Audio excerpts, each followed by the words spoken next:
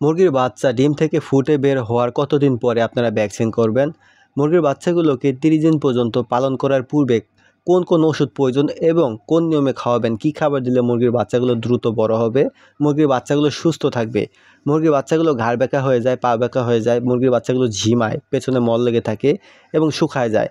পুরো ভিডিওতে মুরগির বাচ্চা পালন সম্বন্ধে এবং মুরগির বাচ্চাগুলোকে আপনারা 30 দিন পর্যন্ত ব্রুডিংয়ের আগ পর্যন্ত সুস্থ কীভাবে রাখবেন, এই বিষয়গুলো তুলে ধরা হবে। ইনশাআল্লাহ ভিডিওটার সাথে থাকবেন, অনেক কিছু জানতে পারবেন।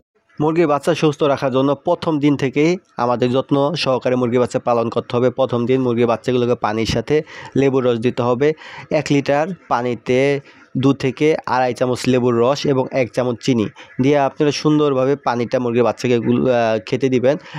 তারপরে আপনারা মিনিমাম 1 থেকে 1.5 ঘন্টা পরে সোনালি স্টার্টার ফিড খেতে দিবেন। 30 দিন পর্যন্ত শুধুমাত্র সোনালি স্টার্টার ফিড চলবে। পাশাপাশি আপনারা চাইলে আদার্স খাবার দিতে পারেন, সেক্ষেত্রে না দেওয়াই ভালো। মুরগির বাচ্চা বেড়ে ওঠার জন্য বাধা সৃষ্টি করবে সে খাবারগুলো যদি দানাদার খাবার দিয়ে থাকেন। আপনারা মুরগির বাচ্চাগুলোকে 3 থেকে 7 দিন পর্যন্ত থাইবিন দিবেন লিটারে 1 গ্রাম করে। এতে করে আপনার মুরগির বাচ্চাগুলোর ভিটামিন B1 এবং B2 অভাব পূরণ হবে, যাতে করে মুরগির বাচ্চা ভবিষ্যতে গিয়ে টাল বা প্যারালাইজড না হয়ে যায়। 6 দিন থেকে 7 দিন বয়সে আপনারা মুরগির বাচ্চাগুলোকে রানীক্ষেতে লাইভ ভ্যাকসিন করবেন, চোখে 1 ফোঁটা করে। পুনরায় 22 দিনে আবার লাইভ ভ্যাকসিনটা করে দিবেন। এর মধ্যে আপনাদের মুরগির বাচ্চাগুলোকে ইনশাআল্লাহ আর কোনো ওষুধ খাওয়াতে হবে না, যদি মুরগির বাচ্চাগুলো সুস্থ থাকে, ঠান্ডা দ্বারা মুরগির বাচ্চাগুলো আক্রান্ত না হয়। মাঝে মধ্যে মুরগির বাচ্চাগুলো পিএইচ দিবেন পানির সাথে, যাতে করে পেছনে মল লেগে না থাকে, মুরগির বাচ্চাগুলো পানি দ্বারা কোনো ব্যাকটেরিয়া দ্বারা আক্রান্ত না হয়।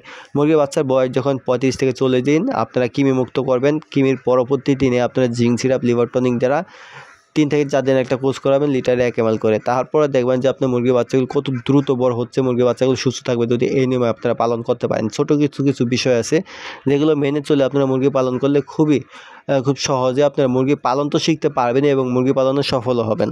মুরগির বাচ্চা যদি আপনি পালন করতে চান, আপনার একটা বাচ্চা থাকুক আর 100 বাচ্চা থাকুক, আটকে পালন করার চেষ্টা করবেন, যাতে করে বাইরের পরিবেশে বেশিরভাগ চলাফেরা করতে না পারে। কারণ এখন বর্ষাকাল, পানিতে যদি ভিজে যায়, যেখানে সেখানে পানি জমাট বেঁধে আছে, ময়লা পানি জমাট বেঁধে আছে, সেই ময়লা পানি খেলেও কিন্তু মুরগি অসুখ হইতে পারে। কারণ ময়লা পানিতে ব্যাকটেরিয়া থাকে যা মুরগিকে আক্রান্ত করতে পারে। নানান ধরনের পানিবাহিত রোগ, কলেরা আছে, ডায়রিয়া আছে, এই ধরনের সমস্যাগুলো মুরগির বাচ্চার হতে পারে।